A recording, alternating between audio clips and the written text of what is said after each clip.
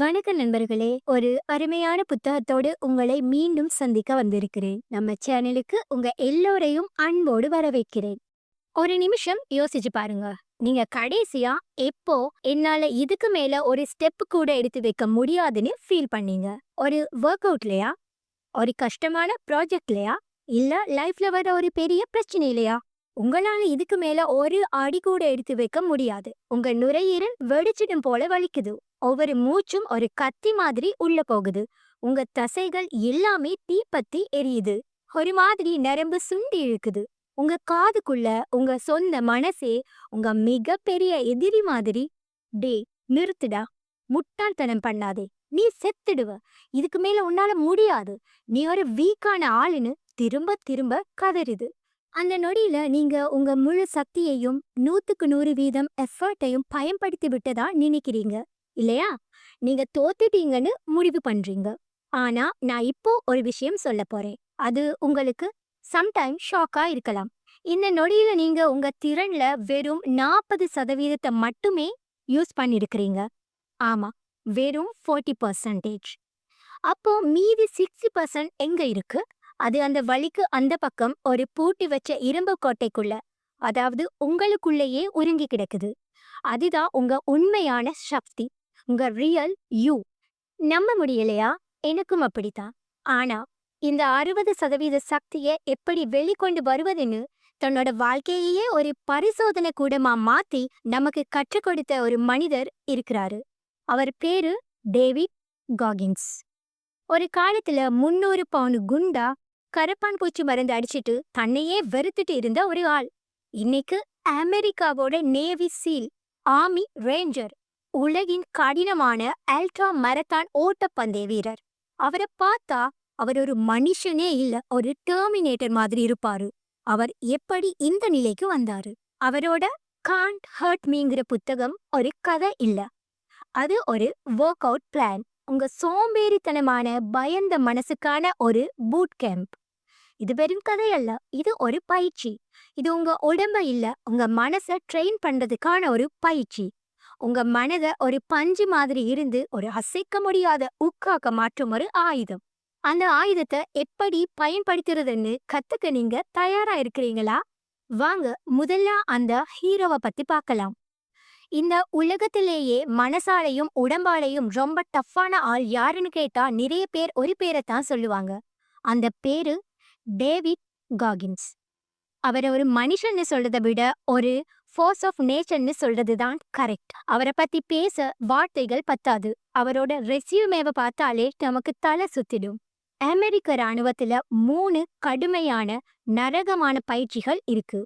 ஒன்னு navy seals, இன்னொன்னு army Rangers, மூணாவது ஏர்ஃபோர்ஸ் டேக்டிக்கல் ஏர் கண்ட்ரோல் பார்ட்டி. இதுல ஒன்னு பாஸ் பண்றதுக்கே ஒரு மனுஷனோட உசுறு போயிடும். ஆனா காகின்ஸ் இந்த மூணிலேயுமே ட்ரைனிங்க முடிச்ச இந்த உலகத்திலேயே ஒரே ஒரு ஆள். சரி, புஷ்அப்ஸ் நாம 2-3 எடுத்தாலே பெரிய விஷயம். ஆனா காகின்ஸ் 24 மணி நேரத்துக்குள்ள 4030 புஷ்அப் செஞ்சு கின்னஸ் உலக சாதனை படிச்சவரு. யோசிச்சு பாருங்க அந்த வெறித்தனம். அடுத்து அல்ட்ரா மேரத்தான். இது சும்மா 42 கிலோமீட்டர் மேரத்தான் இல்ல, 200 கிலோமீட்டர் ஓடுற ஒரு பைத்தியக்காரத்தனம். அதுலயும் பேட் வாட்டர் 135 அப்படிங்கிற உலகத்திலேயே ரொம்ப கடினமான ரேஸ். அமெரிக்காவோட டெத் வேலி 50 டிகிரி செல்சியஸ் வெயில்ல 217 கிலோமீட்டர் ஓடணும். காகின்ஸ் அதையும் அசால்ட்டா முடிச்சிருக்கிறாரு. இந்த லிஸ்ட்டை பார்க்கும்போது வாவ், இவர் பிறவியிலேயே ஒரு சூப்பர்மேன், ஒரு ஹேர்குலஸ்னு தோணும். கரெக்டா? ஆனா இங்க தான் கதையோட மிகப்பெரிய ட்விஸ்ட் இருக்கு. உண்மை அதுவல்ல. சில வருஷத்துக்கு முன்னாடி வர இதே டேவிட் காகின்ஸ் 136 கிலோ எடையோட ஒரு சோம்பேறியான தாழ்வு மனப்பான்மையில மூழ்கி இருந்த ஒரு ஆள். அவரோட வேலை என்ன தெரியுமா? ராத்திரி நேரத்துல கரப்பான் பூச்சிக்கு மருந்தடிக்கிறது. அவரோட ஒரே ஒரு சந்தோஷம், ஒரு பெரிய சாக்லேட் மில்க் ஷேக்கும் ஒரு பாக்ஸ் டோனட்ஸும். அவர் கண்ணாடியை பார்த்து நான் ஒரு வேஸ்ட்னு தன்னையே வெறுத்த ஒரு சாதாரண மனிதர். அப்படிப்பட்டவர், அந்த அதுல பாதாளத்தில் இருந்தவர், எப்படி இந்த உலகத்தோட மனதளவில் மற்றும் உடல் அளவில் டஃபஸ்ட் மேனா ஆனாரு? அந்த மாற்றம் எப்படி நடந்துச்சு? அந்த ரகசியம்தான் இந்த புத்தகம். ஒரு சாதாரண மனிதன் எப்படி தன் மனச ஒரு ஆயுதமா மாத்தி ஒரு சூப்பர் ஹீரோவா மாறினான்னு சொல்ற ஒரு மேனுவல் இது. அறிமுகம். நம்ம ஹீரோ டேவிட் கோகின்ஸ் யாருன்னு பார்த்துட்டோம். ஒரு பெரிய அசுரன். இப்போ அவரோட புக்கான காண்ட் ஹர்ட் மீ பத்தி பார்க்கலாம். முதல்ல ஒரு வார்னிங். இது நீங்க ராத்திரி தூங்குறதுக்கு முன்னாடி ஜாலியா படிக்கிற ஒரு புத்தகம் இல்ல. இது ஒரு ஆபத்தான புத்தகம். ஏன்னா இதை நீங்க படிச்சு முடிக்கும் போது நீங்க பழைய ஆளா இருக்க மாட்டீங்க. இந்த புக்கோட முழு பேரு can't hurt me master your mind and defy the odds. அதாவது என்ன காயப்படுத்த முடியாது, உன் மனதை அடக்கி தடைகளை தகர்த்தெறி. இது உங்க கையில் இருக்கிற ஒரு புத்தகம் இல்ல. இது உங்க மனசுக்குள்ள நீங்க நடத்த போற ஒரு சர்ஜிக்கல் ஸ்ட்ரைக். உங்க சோம்பேறித்தனம், உங்க பயம், உங்க எக்ஸ்கியூஸ், இதையெல்லாம் வேரோட பிடுங்கி எறிகிற ஒரு ஆபரேஷன். டேவிட் கோகின்ஸ் இந்த புத்தகத்துல தனது வாழ்க்கைய தான் எதிர்கொண்ட 11 கொடூரமான சவால்களாக இல்லனா 11 மிஷன்களாக பிரிச்சிருக்கிறாரு. சின்ன வயசுல அவர் பட்ட கொடுமையிலிருந்து நேவி சீல் நரகவாரம் வரைக்கும். ஆனா இங்கதான் ஒரு செம ட்விஸ்ட் இருக்கு. இது வெறும் சுயசரிதை அல்ல. ஒவ்வொரு மிஷனோட கடைசியிலையும் காகின்ஸ் உங்களை பார்த்து, சரி என் கதையை கேட்டுட்ட, இப்போ உன்னோட டர்ன்னு சொல்லி உங்களுக்கு ஒரு சேலஞ்ச் கொடுப்பாரு. நீங்க படிச்சத கேட்டதை சும்மா மோட்டிவேஷனலா ஃபீல் பண்ணிட்டு அடுத்த வீடியோவை பார்க்க போறது இல்ல. அதை உங்க நிஜ வாழ்க்கையில எப்படி பயன்படுத்துவது என்பதற்கான ஒரு செயல்முறை பயிற்சி. அது ஒரு work out. So it's not a book you read, it's a book you do. நான் மறுபடியும் சொல்றேன், இந்த பயணம் உங்களை சிரிக்க வைக்காது, இது உங்களை ஆறுதல் படுத்தாது, இது உங்க தோல்ல தட்டி கொடுக்காது. அதுக்கு பதிலா இது உங்களை உழுக்கும், உங்களை அழ வைக்கும், உங்க ஈகோவை சுக்குநூறா உடைக்கும். காகின்ஸோட நோக்கம் உங்களை சந்தோஷப்படுத்துறது இல்ல, உங்களை ஆபத்தானவரா மாத்துறது, உங்க மனச ஒரு ஆயுதமா மாத்துறது. ஆனா அந்த உடைச்சல்ல இருந்து ஒரு புதிய வலிமையான அசைக்க முடியாத ஒரு மனிதன் வெளியில வருவான்னு நான் உறுதியளிக்கிறேன். ஒரு கம்ஃபர்ட் ஜோனை விட்டு வெளியே வர, உங்க மனசோட ஃபைட் பண்ண, உங்க லிமிட்ஸை உடைக்க நீங்க ரெடியா? வாங்க, காகின்ஸின் முதல் சவாலிலிருந்து நம்மளோட ட்ரைனிங்கை ஆரம்பிக்கலாம். Let's go. முதலாவது அத்தியாயம். Challenge number 1. ஐ வாஸ் டேட் த வர்ஸ்ட் ஹேண்ட். என் கைகளில் மோசமான சீட்டுக்கட்டு. நம்மள பல பேர் நம்ம லைஃப்ல தோத்து போறதுக்கு ஒரு காரணம் வச்சிருப்போம். என்னோட அம்மா அப்பா சப்போர்ட் பண்ணல, நான் ஏழையா பிறந்துட்டேன், என்னோட நேரமே சரியில்லைன்னு, நம்மக்கிட்ட இருக்கிற சீட்டுக்கட்டு சரியில்லைன்னு நாம புலம்புவோம். கரெக்டா? இப்போ டேவிட் காகின்ஸுக்கு என்ன மாதிரி சீட்டுக்கட்டு கொடுக்கப்பட்டுச்சுன்னு பார்ப்போம். அதுக்கு பிறகு உங்க கஷ்டம் பெருசா இல்ல அவரோட பெருசான்னு நீங்களே முடிவு பண்ணுங்க.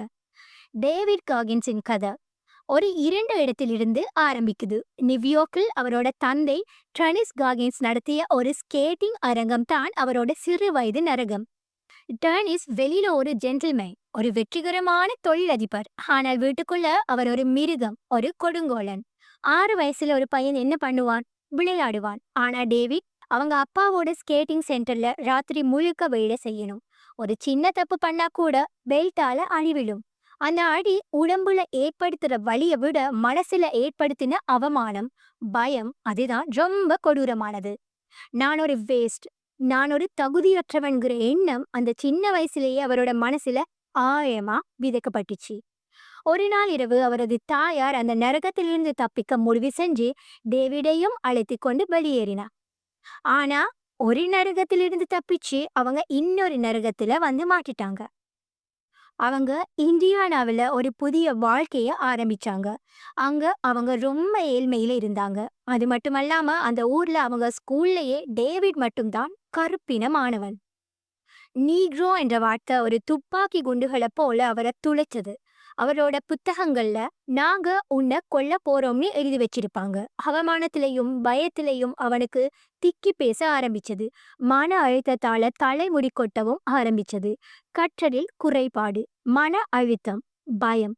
அவரோட வாழ்க்கை கைகளில் கொடுக்கப்பட்ட ஒரு மோசமான சீட்டுக்கட்டை போல இருந்தது.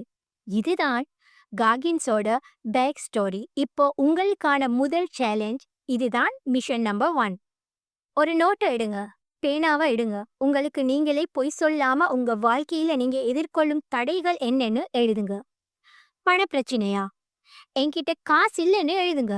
உடல்நல பிரச்சனையா? நான் குண்டா இருக்கேன், எனக்கு இந்த நோய் இருக்குன்னு எழுதுங்க. உறவுகள்ல பிரச்சனையா? என் அப்பா அம்மா என்ன புரிஞ்சுக்கல, என் பார்ட்னர் சரியில்லைன்னு எழுதுங்க. மன ரீதியான பிரச்சனையா? நான் ஒரு சோம்பேறி, எனக்கு தன்னம்பிக்கையே இல்ல, எனக்கு பயமா இருக்குன்னு எழுதுங்க. உங்க பிரச்சனைகளை லிஸ்ட் போடுங்க. உங்க எதிரி யாருன்னு முதல்ல தெரிஞ்சுக்கோங்க. அத நேருக்கு நேரா பாருங்க. இதுதான் முதல் படி. இந்த முதல் படி எடுத்து வைக்க நீங்க தயாரா இருக்கிறீங்களா? அத்தியாயம் 2. Challenge number 2. The truth hurts. உண்மையின் கண்ணாடி. போன அத்தியாயத்துல பார்த்தோம், உங்க பிரச்சனைகளை ஒரு நோட்ல எழுதி சொன்னேன். செஞ்சீங்களா? நீங்க உங்க எதிரி யாருன்னு அடையாளம் கண்டுட்டீங்களா? ஓகே. இப்போ அந்த பிரச்சனைகளை நாம என்ன பண்ண போறோம்னு பார்க்கலாம். காகின்ஸ் தன் பிரச்சனைகளை லிஸ்ட் போட்டதுக்கு அப்புறமா அவர் எடுத்த அடுத்த ஸ்டெப் நம்ம எல்லோரையும் ஒரு நிமிஷம் யோசிக்க வைக்கும். இந்தியானாவுல காகின்ஸ் ஒரு புது வாழ்க்கையை ஆரம்பிச்சாலும் அவரோட மனசுல இருந்த காயங்கள் ஆறவே இல்ல. அந்த மன அழுத்தத்தால அவரோட ஸ்கூல்ல சரியா கவனம் செலுத்த முடியல. அதோட ரிசல்ட், அவர் ஒரு ஹை ஸ்கூல் ஸ்டூடெண்ட், ஆனா அவரோட வாசிப்பு திறன் ஒரு 4ஆம் கிளாஸ் பையனோட மாதிரி தான் இருந்துச்சு. இதை நினைச்சு அவருக்குள்ள ஒரு பெரிய அவமானம். அந்த அவமானத்தை மறைக்க அவர் ஒரு ஈஸியான வழியை கண்டுபிடிச்சாரு: ஏமாத்துறது. அவர் ஒரு மாஸ்டர் சீட்டரா ஆனாரு. டெஸ்ட்ல காப்பி அடிக்கிறது, ஹோம்ஒர்க்ஸை திருடுறதுன்னு அந்த சிஸ்டத்தையே ஏமாத்தி எப்படியோ ஹை ஸ்கூலை முடிக்கிறாரு. ஆனா உள்ளுக்குள்ள நான் ஒரு பொய்யன், நான் ஒரு ஏமாத்துக்காரன்னு அவனுக்கே தெரியும். ஆனா ஒரு நாள் அவங்க அம்மா, நீ ஏர்ஃபோர்ஸ் சேரணும்னு சொல்றாங்க. அதுக்கு ஏஎஸ்விஏபின்னு ஒரு பெரிய பரீட்சை எழுதணும். இப்போ அவர் ஏமாத்த முடியாது. அவர் தன் உண்மையை, தன் பலவீனத்தை நேருக்கு நேரா சந்திச்சே ஆகணும். அப்போதான் பொறுப்புக்கூறல் கண்ணாடி, தி அக்கௌண்டபிலிட்டி மிரர் அப்படிங்கிற அந்த பவர்ஃபுல்லான உத்தியை கண்டுபிடிக்கிறாரு. அவரு தன் குளியலறை கண்ணாடி, அதாவது பாத்ரூம் கண்ணாடி முன்னாடி நிக்கிறாரு. ஆனா இந்த முறை அவர் தன் முகத்தை பார்க்கல, தன் ஆன்மாவை பார்க்கிறாரு. அவர் ஸ்டிக்கி நோட்ஸை எடுத்து தனக்கு தானே சொல்லிக்க வைக்கப்படுற எல்லா உண்மைகளையும் அதுல எழுதுறாரு. நான் படிக்கவே மாட்டேன், நான் ஒரு பொய்யன், என் கையெழுத்து எனக்கே புரியாது, நான் குண்டா சோம்பேறியா இருக்கிறேன். இந்த மாதிரி அசிங்கமான கசப்பான உண்மைகளை எழுதி அந்த கண்ணாடியில ஒட்டுறாரு. அப்புறமா ஒரே ஒரு இலக்க மட்டும் எழுதுறாரு: ஏர்ஃபோர்ஸ்ல சேரணும். ஒவ்வொரு நாளும் காலையில எந்திரிச்சு பல்லு விளக்கும் போது அந்த உண்மைகள் அவரை முறைச்சி பார்க்கும். அது அவரை சுட்டது, அவமானப்படுத்திச்சு, கோபப்படுத்திச்சு. ஆனா அந்த வழிதான் அவரை முதல் முறையா ஒரு புத்தகத்தை எடுத்து படிக்க வச்சது. அந்த அவமானம் தான் அவரை நடுராத்திரி வரைக்கும் கண் முழிச்சு படிக்க வச்சது. அவர் தன் எதிரிய, தன் பலவீனத்தை தன் ஆயுதமா மாத்தினாரு. இப்போ உங்களுக்கான மிஷன் நம்பர் 2. போன மிஷன்ல உங்க பிரச்சனைகளை எழுதினீங்க இல்லையா? இப்போ அதுல இருக்கிற உங்களால மாத்தக்கூடிய பிரச்சனைகளை, அதாவது உங்க குறைகளை ஒரு ஸ்டிக்கி நோட்ல எழுதுங்க. நான் சோம்பேறி, நான் சீக்கிரமா கோபப்படுறேன், நான் ரொம்ப நேரம் போன்ல நோன்றேன். உண்மையா எழுதுங்க. அப்புறம் இன்னொரு நோட்ல உங்க ஒரே ஒரு முக்கியமான இலக்க எழுதுங்க, உங்க கோல. இது ரெண்டையும் உங்க பாத்ரூம் கண்ணாடியில ஒட்டுங்க. ஒவ்வொரு நாளும் அந்த கசப்பான உண்மையை எதிர்கொள்ளுங்க. அந்த வழி உங்களை மாத்தட்டும், அந்த உண்மை உங்களை விடுதலையாக்கட்டும். 3வது அத்தியாயம்.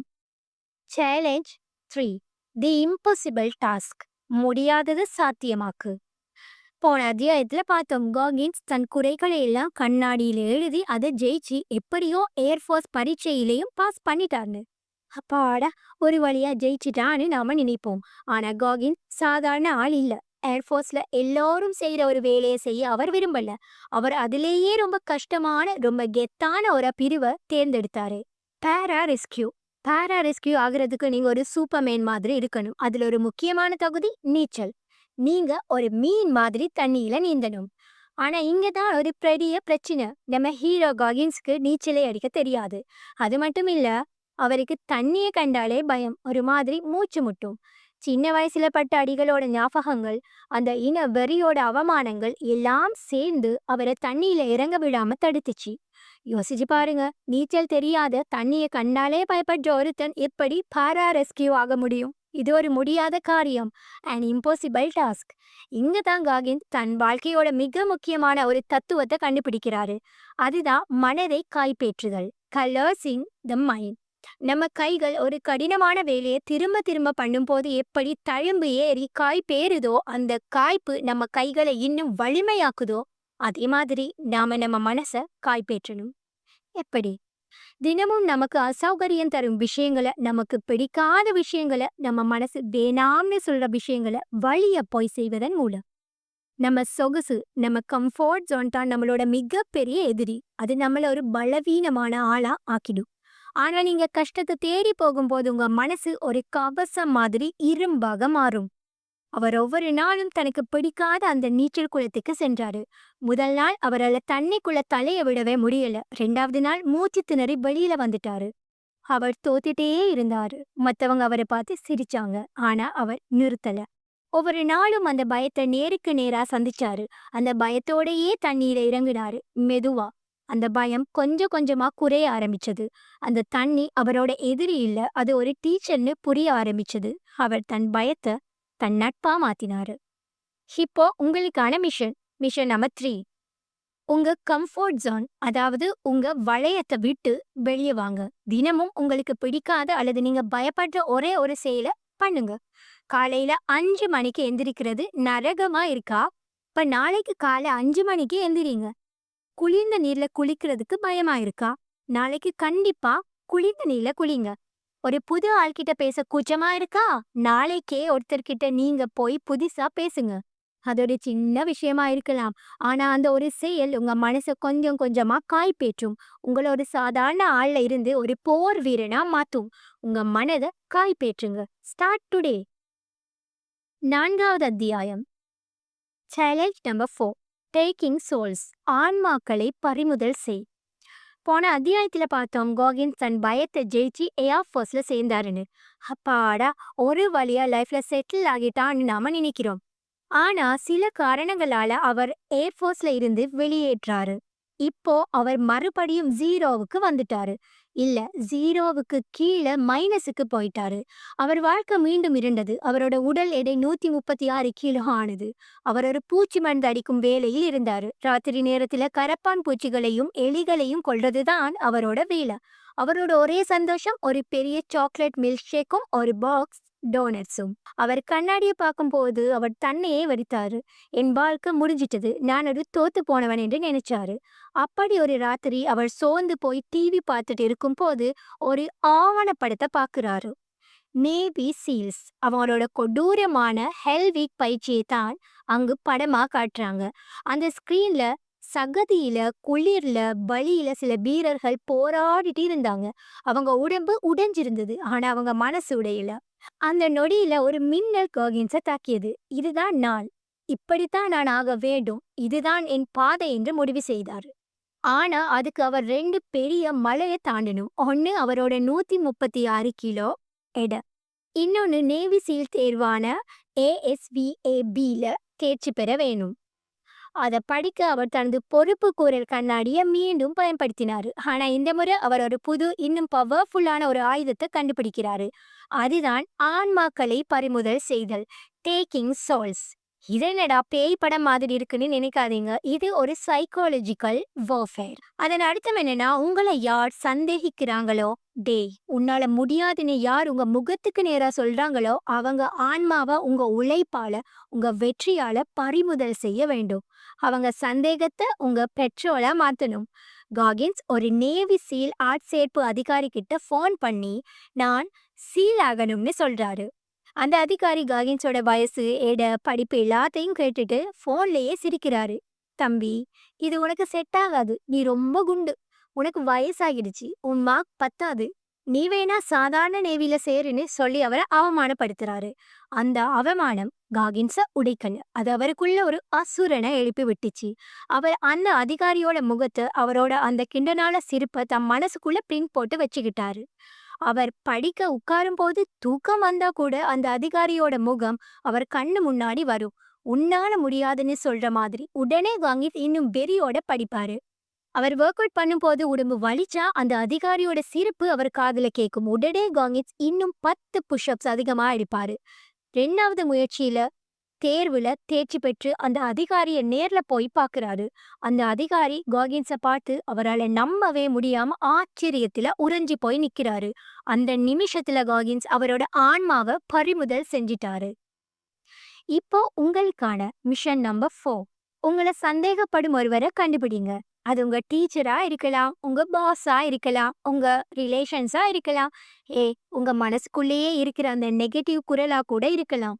உங்க இலக்க அவங்க கிட்ட சொல்லுங்க. இல்லைன்னா ஒரு நோட்ல எழுதி வைங்க. அவங்க சந்தேகத்த, அவங்க கிண்டல உங்க எரிபொருளா பயன்படுத்துங்க. நீங்க சோர்ந்து போகும்போது அவங்க முகத்த நினைச்சுக்கோங்க. உங்க உழைப்பால, உங்க வெற்றியால அவங்க வாய மூடுங்க. அவங்க ஆன்மாவ பறிமுதல் செய்யுங்க. இது பழி வாங்குறது இல்ல. இது உங்கள நீங்களே உசுப்பேத்திக்கிறதுக்கான ஒரு வழி. அத்தியாயம் 5. கவசம் அணிந்த மனம். தி ஆர்மர்ட் மைண்ட். போன அத்தியாயத்துல பார்த்தோம், காகின்ஸ் எல்லா தடைகளையும் தாண்டி நேவி சீல் பயிற்சியான பட்ஸ்குள்ள நுழைஞ்சிட்டாருன்னு. அப்பாடா ஒரு வழியா உள்ள போயிட்டான்னு நாம நினைக்கிறோம். ஆனா பட்ஸ்குள்ள போறது நரகத்தோட வாசலை திறக்கிற மாதிரி தான். உண்மையான நரகமே இனிதான் ஆரம்பிக்க போகுது. அந்த நரகத்துக்கு பேரு தான் ஹெல் வீக். ஹெல் வீக்னா என்ன தெரியுமா? 5 நாள் உங்களுக்கு தூக்கமே கிடையாது. ஆமா, ஒரு நிமிஷம் கூட தூங்க முடியாது. உங்க உடம்ப அதோட கடைசி எல்லை வரைக்கும் கொண்டு போவாங்க. சகதியில, குளிரான தண்ணியில, மணல்ல உங்கள ஒரு மிருகம் மாதிரி நடத்துவாங்க. அவங்களோட நோக்கம் உங்கள உடம்பால தோற்கடிக்கிறது இல்ல. உங்க மனச உடைக்கிறது. என்னால முடியாதுன்னு சொல்லி அந்த மணிய அடிக்க வைக்கிறது. அந்த நரகத்துல தான் காகின்ஸ் அவரோட வாழ்க்கையோட இந்த புக்கோட மிக முக்கியமான, மிக சக்தி வாய்ந்த ஒரு விதிய கண்டுபிடிக்கிறாரு. அதுதான் 40% விதி. தி 40% ரூல்.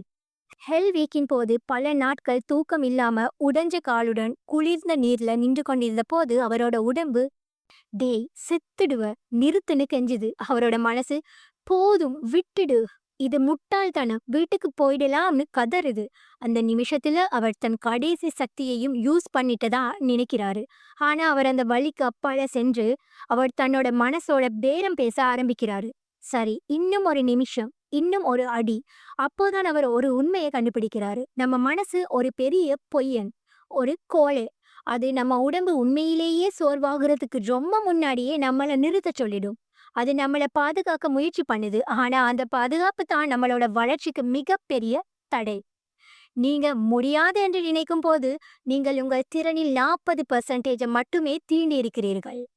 மீதி 60% சக்தி அந்த பலிங்கிற சுவருக்கு அந்த பக்கம் ஒரு பூட்டி வச்ச பெட்டிக்குள்ள இருக்கு. அந்த சுவரை உடைக்க நீங்க உங்க மனசோட சண்டை போட்டே ஆகணும். அந்த வழியை தாண்டி செல்லும் போதுதான் உங்க உண்மையான சக்தி வெளிப்படும். உங்க மனசு ஒரு சாதாரண மனசா இல்லாம ஒரு கவசம் அணிந்த மனமா மாறும். எந்த வழியையும் எந்த கஷ்டத்தையும் தாங்குற ஒரு இரும்பு மனசா மாறும். இப்போ உங்களுக்கான மிஷன் நம்பர் 5. அடுத்த முறை நீங்க ஒரு கடினமான வேலையை செய்யும் போது, அது ஜிம்ல ஒர்க் அவுட் பண்றதா இருக்கலாம், இல்ல ஒரு கஷ்டமான ப்ராஜெக்டா இருக்கலாம். உங்க மனசு போதும் நிறுத்துன்னு சொல்லும் போது ஒரு நிமிஷம் நில்லுங்க. அந்த 40% விதிய நினைச்சுக்கோங்க. ஓகே, இது என் மனசோட பொய். நான் இப்போ 40% தான் தாண்டி இருக்கிறேன். இன்னும் 60% இருக்குன்னு உங்களுக்கு நீங்களே சொல்லிக்கோங்க. அந்த வலியுடன் இன்னும் கொஞ்ச நேரம் இருங்க. இன்னும் ஒரே ஒரு புஷ்அப், இன்னும் ஒரே ஒரு பக்கம், இன்னும் ஒரே ஒரு நிமிஷம். உங்க வரம்புகளை நீங்களே தெரியுங்கள். ஒவ்வொரு முறையும் நீங்க அந்த 40% தடையை தாண்டும் போது உங்க மனசு இன்னும் கொஞ்சம் வலிமையாகும்.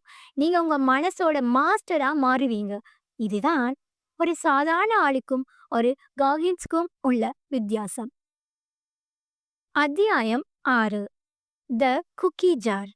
போன அத்தியாயத்துல பார்த்தோம் 40% விதியை பத்தி. உங்க மனசு போதும்னு சொல்லும் போது அது பொய் சொல்லுது. உங்ககிட்ட இன்னும் 60% சக்தி இருக்குன்னு பார்த்தோம். சரி, அதை எப்படி வெளியே கொண்டு வர்றது? அந்த 60% எப்படி அன்லாக் பண்றதுன்னு நீங்க கேட்கலாம். அதுக்கு காகின்ஸ் ஒரு பவர்ஃபுல்லான ஒரு சீக்ரெட் வெப்பனை யூஸ் பண்றாரு. அதுக்கு பேரு தான் குக்கி ஜார்.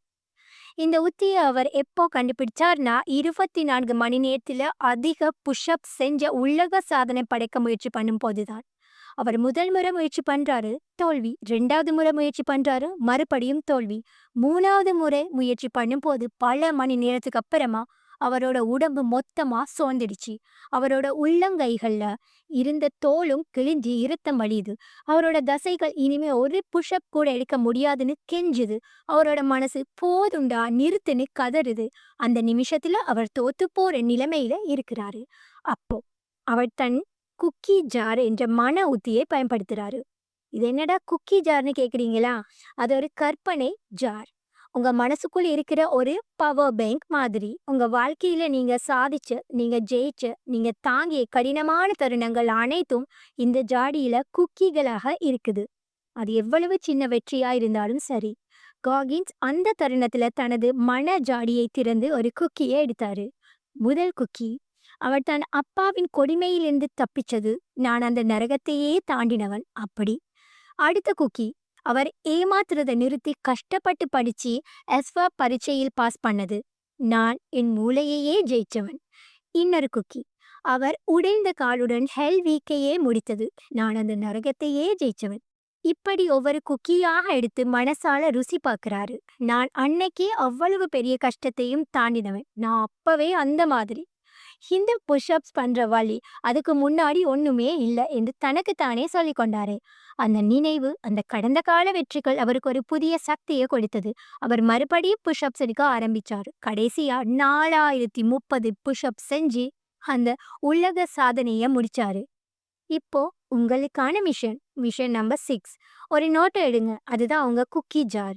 உங்க வாழ்க்கையில நீங்க சாதிச்ச விஷயங்களை, நீங்க ஜெயிச்ச தருணங்களை, நீங்க தாங்கின கஷ்டங்களை எல்லாம் அதுல எழுதுங்க. 10வது பரீட்சையில பாஸ் பண்ணது ஒரு குக்கி. முதல் முறையா பைக் ஓட்ட கத்துக்கிட்டது ஒரு குக்கி. ஒரு பிரேக்கப்ல இருந்து மீண்டு வந்தது ஒரு பெரிய குக்கி. ஒரு கெட்ட பழக்கத்தை விட்டது ஒரு குக்கி.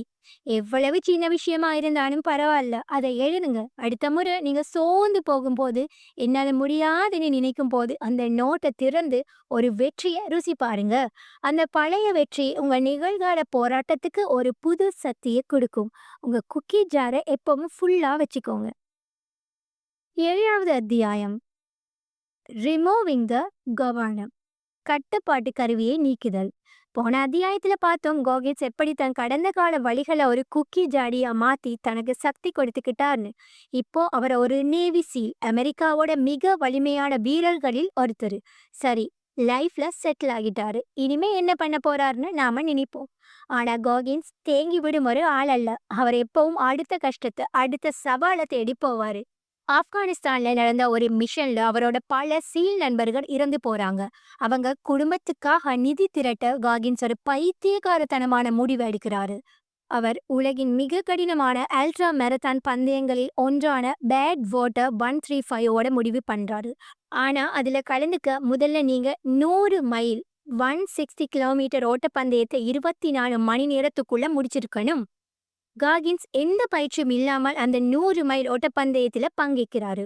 அது ஒரு தற்கொலை முயற்சி. கிட்டத்தட்ட 70வது மைல் அவரோட உடல் செயல் இழக்க தொடங்குது. அவரோட சிறுநீரகங்கள் ஃபெயில் ஆகி அவர் இரத்தம் கலந்த சிறுநீர் கழிக்கிறாரு. அவரோட கால்கள்ல இருந்த சின்ன சின்ன எலும்புகள் உடையுது. அவர் கீழே சரிஞ்சு ஒரு நாட்காலியில உட்கார்ந்துட்டாரு. அவரோட டீம் போதும் நிறுத்து, நீ செத்துடுவான்னு சொல்றாங்க. இங்கதான் காகின்ஸ் நம்ம மனசோட ஒரு பெரிய ரகசியத்தை கண்டுபிடிக்கிறாரு. நமது மனதுல ஒரு கட்டுப்பாட்டு கருவி இருக்குது. ஒரு கார்ல இன்ஜின் ரொம்ப வேகமா போய் வெடிச்சிடக் கூடாதுன்னு வேகத்தை கட்டுப்படுத்த ஒரு கருவி, ஸ்பீட் லிமிட்டா இருப்பது போல நமது மனமும் நம்மளை பாதுகாக்கிறதுக்காக நம்ம முழு திறனையும் வெளிப்படுத்த விடாமல் தடுக்குது. நம்ம மனசு இதுக்கு மேல போன ஆபத்துன்னு 40% சக்தியை பயன்படுத்தின உடனேயே நமக்கு ஒரு வார்னிங் சிக்னல் கொடுக்குது. அதுதான் வலி, சோர்வு, முடியாதுங்கிற எண்ணம். ஆனா காகின்ஸ் அந்த நாற்காலியில உட்கார்ந்து யோசிக்கிறாரு. நான் என் குக்கி ஜாரை பயன்படுத்துவேன், நான் என் வழியை தாண்டுவேன்னு முடிவு பண்றாரு. அவர் அந்த வழியையும் தாண்டி ஓட ஆரம்பிக்கும் போது அவரோட மனசில் இருந்த அந்த கட்டுப்பாட்டு கருவிய அவர் உடைத்தெறிகிறாரு. அவர் தன் மனசுக்கு ஒரு பாடம் சொல்லி கொடுக்கிறாரு. நீ சொல்றத நான் கேட்க மாட்டேன். என் லிமிட்ஸை நான் தான் முடிவு பண்ணுவேன். அவர் அந்த பந்தயத்தை 19 மணி நேரத்துல முடிக்கிறாரு. அப்போதான் அவர் உணர்றாரு, சாத்தியமற்றது என்று நாம் நினைப்பது நமது மனதின் ஒரு செயற்கையான வரம்புதான். இப்போ உங்களுக்கான மிஷன் நம்பர் 7. உங்க வாழ்க்கையில நீங்களே உங்களுக்கு வச்சிருக்கிற செயற்கையான வரம்புகளை கண்டறியுங்கள். என்னால காலையில சீக்கிரம் எந்திரிக்க முடியாது. நான் ஒரு நல்ல பேச்சாளன் இல்ல. என்னால 5 கிலோவுக்கு மேல குறைக்க முடியாது. இந்த மாதிரி முடியாதுன்னு நீங்க நம்புற விஷயங்களை லிஸ்ட் போடுங்க. அதுதான் உங்க மனசோட கட்டுப்பாட்டு கருவி. இப்போ அவற்றை உடைக்க சிறிய படிகளை எடுங்க. 5 நிமிஷம் முன்னாடி எந்திரிக்க முயற்சி பண்ணுங்க. ஒரு சின்ன கூட்டத்துல ஒரே ஒரு கேள்வி கேளுங்க. 1/2 கிலோமீட்டர் அதிகமா ஓடுங்க. ஒவ்வொரு முறையும் நீங்க அந்த வரம்பை தாண்டும் போது உங்க மனதின் கட்டுப்பாட்டு கருவியை மெல்ல மெல்ல நீக்கிறீங்க. உங்க உண்மையான திறனை நோக்கி நீங்க பயணிக்கிறீங்க. அத்தியாயம் 8. The power of scheduling. நம்ம எல்லார்கிட்டயும் இருக்கிற ஒரு சூப்பர் பவர் என்ன தெரியுமா? டைம் இல்லைன்னு சொல்லி ஒரு விஷயத்த தள்ளி போட்டுருது. ஜிம்முக்கு போகணும், ஆனா டைம் இல்ல. ஒரு புது ஸ்கில் கத்துக்கணும், ஆனா டைம் இல்ல. குடும்பத்தோட நேரம் செலவு பண்ணணும், ஆனா வேலையில டைமே இல்ல. நாம நேரத்த ஒரு எதிரி மாதிரி பார்க்குறோம். ஆனா காகின் சொல்றாரு, "நேரம் உன் எதிரி இல்ல. நீ தான் நேரத்தோட எதிரி. நீ அத சரியா பயன்படுத்தல." நேவி சீல் ஆன பிறகும் காகின் சும்மா இருக்கல. அவர் அமெரிக்க ராணுவத்தோட இன்னொரு கடினமான பிரிவான ஆர்மி ரேஞ்சர் பள்ளிக்கு செல்ல முடிவு செய்றாரு. இது நேவி சீல் பயிற்சியை போலவே கடினமானது. ஆனா இப்போ ஒரு புது பிரச்சனை. அவர் ஒரு கணவர், ஒரு தந்தை. அவரோட குடும்பத்துக்கும் அவர் நேரம் கொடுத்தே ஆகணும். ஒரு பக்கம் உலகத்தோட கடினமான ராணுவ பயிற்சி, இன்னொரு பக்கம் ஒரு குடும்ப தலைவனோட பொறுப்புகள். இது ரெண்டையும் எப்படி ஒரே நேரத்துல சமாளிக்கிறது? இங்கதான் காகின்ஸ் நம்ம சோம்பேறித்தனத்தை உடைக்கிற ஒரு சிம்பிளான ஆனா ரொம்பவே பவர்ஃபுல்லான ஒரு டெக்னிக்கை யூஸ் பண்றாரு. அதுதான் அட்டவணை இடுதலின் சக்தி, the power of scheduling. Time இல்லைங்கிற காரணத்தை உடைக்க அவர் தனது வாழ்க்கையின் ஒவ்வொரு நிமிடத்தையும் அட்டவணைப்படுத்தினாரு. அவர் ஒரு 24 மணி நேரத்தை ஒரு போர் மாதிரி பிளான் பண்ணாரு. அதிகாலை 4 மணி அலாரம் அடிக்கும். எந்த யோசனையும் இல்ல, படிக்கையை விட்டு எந்திரிப்பாரு. 4 to 5 ஓட்டம், 5 to 6 work out, 6 to 7 ranger ஸ்கூலுக்கு படிப்பது, 7 to 8 குடும்பத்துடன் நேரம், 8 to 5 வேலை. இப்படி அவரோட நாள்ல ஒரு நிமிஷம் கூட வீணாகாது. அவர் டிவி பார்க்க மாட்டாரு, சோஷியல் மீடியா நோண்ட மாட்டாரு. அவரோட ஒவ்வொரு செயலும் அவரோட இலக்கை நோக்கி ஒரு படியா இருந்துச்சு. இது அவரோட வாழ்க்கையை ஒரு எந்திரம் போல மாத்திச்சு. ஆமா, அது போர் அடிக்கும், கஷ்டமா தான் இருக்கும். ஆனா இதுதான் அவரை ஒரே நேரத்துல பல களங்களில் வெற்றி பெற வைத்தது. இதுதான் அவர் ஒரு சூப்பர்மேனா மாத்திச்சு. இப்போ உங்களுக்கான மிஷன், மிஷன் நம்பர் 8. உங்க நேரத்தை நீங்க மதிக்க ஆரம்பிங்க. ஒரு நோட்டை எடுங்க. அடுத்த ஒரு வாரத்துக்கு உங்க நாளை, உங்க வாரத்தை அட்டவணைப்படுத்துங்க. நீங்க உங்க நேரத்தை எங்க வீணடிக்கிறீங்க என்பதை கண்டறியுங்கள். அந்த இன்ஸ்டாகிராம் ஸ்க்ரோலிங், அந்த தேவையில்லாத யூடியூப் வீடியோஸ், அந்த நேரத்தை குறைச்சி அதை உங்க இலக்குகளுக்காக பயன்படுத்துங்க. ஒரு 15 to 30 நிமிட அட்டவணையை உருவாக்க பாருங்க. ஒவ்வொரு சின்ன இடைவெளியையும் எப்படி பயன்படுத்தலாம்னு பிளான் பண்ணுங்க. இது ஆரம்பத்துல கஷ்டமா தான் இருக்கும். ஆனா நீங்க உங்க நேரத்தை கட்டுப்படுத்த ஆரம்பிக்கும் போது நீங்க உங்க வாழ்க்கையே கட்டுப்படுத்த ஆரம்பிப்பீங்க. நீங்க நேரத்தோட அடிமையாக இருக்க மாட்டீங்க. நீங்க நேரத்தோட மாஸ்டரா மாறுவீங்க. 9வது அத்தியாயம். Be uncommon amongst uncommon. அசாதாரணமானவர்களிடையே அசாதாரணமாக இரு. நம்ம லைஃப்ல ஒரு பெரிய கோலை ரீச் பண்ணிட்டா நாம என்ன பண்ணுவோம்? ஒரு நல்ல வேலை கிடைச்சிட்டா, ஒரு பெரிய பரீட்சையில பாஸ் பண்ணிட்டா, இல்ல உடம்ப குறிச்சிட்டா நம்ம கொஞ்சம் ரிலாக்ஸ் ஆகிடுவோம். கரெக்டா? அப்பாடா, ஜெயிச்சிட்டோம்னு சொல்லி நம்ம கம்ஃபர்ட் ஜோன்ல போய் உட்கார்ந்துடுவோம். சரிதானே? ஆனா காகின்ஸ் ஒரு விசித்திரமான மிருகம். இல்ல இல்ல, வித்தியாசமான மிருகம். ஒரு நேவி சீல் ஆனாரு. அமெரிக்காவோட மிக உயர்ந்த ராணுவ பிரிவு. அதுவே ஒரு பெரிய சாதனை. ஆனா அவர் திருப்தி அடையல. அவர் ஆர்மி ரேஞ்சர் ஆனாரு. அதுவும் ஒரு பெரிய சாதனை. ஆனா அவரோட பசி அடங்கல. அவர் நான் இன்னும் செய்ய வேணும், இன்னும் கஷ்டப்பட வேணும், என் லிமிட்ஸை இன்னும் தள்ளி போட வேணும் என்று நினைத்தாரு. இதுதான் இந்த புக்கோட ஒரு முக்கியமான ஆழமான பாடம்.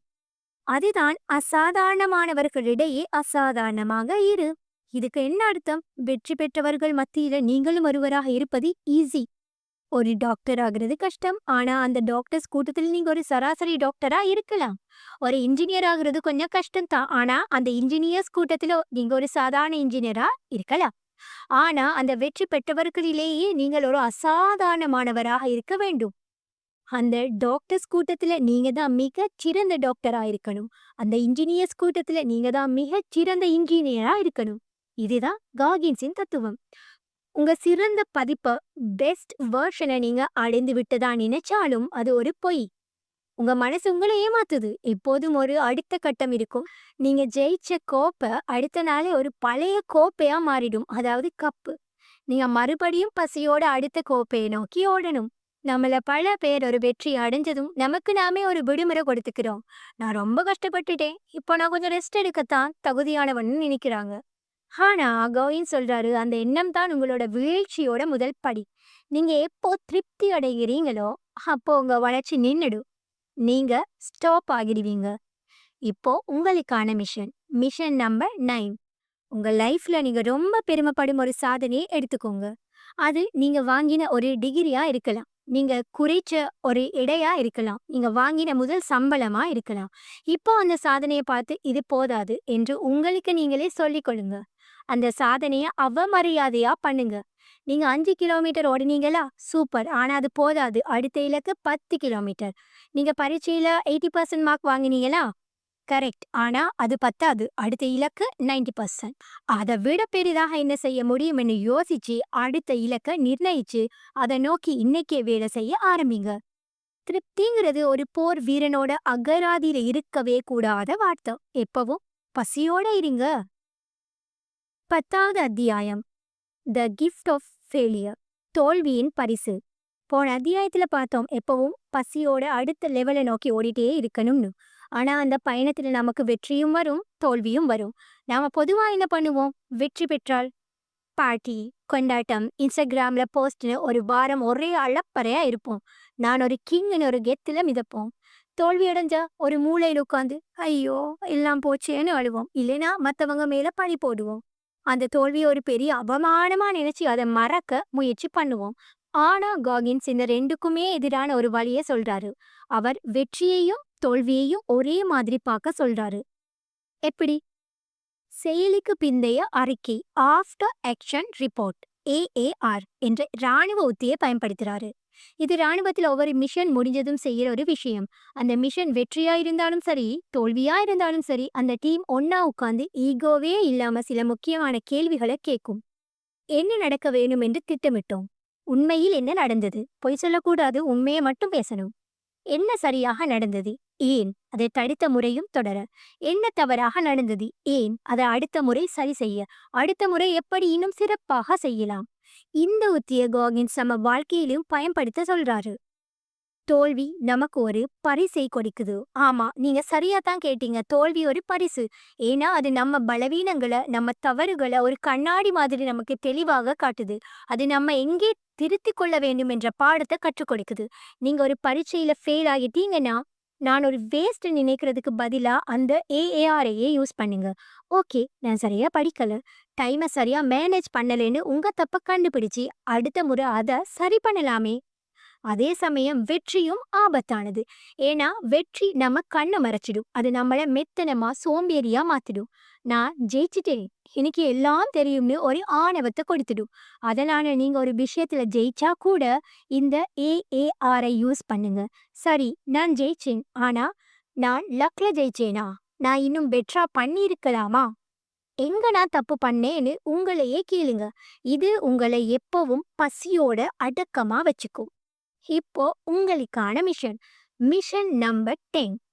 உங்க சமீபத்திய தோல்வி அல்லது வெற்றியை எடுத்துக்கொள்ளுங்க. அது ஒரு சின்ன விஷயமா கூட இருக்கலாம். ஒரு நோட்டை எடுத்து ஈகோவே இல்லாம ஒரு நேர்மையான ஏஏஆரை எழுதுங்க. என் இலக்கு என்னவா இருந்துச்சு? உண்மையிலேயே என்ன நடந்துச்சு? நான் என்ன சரியா செஞ்சேன்?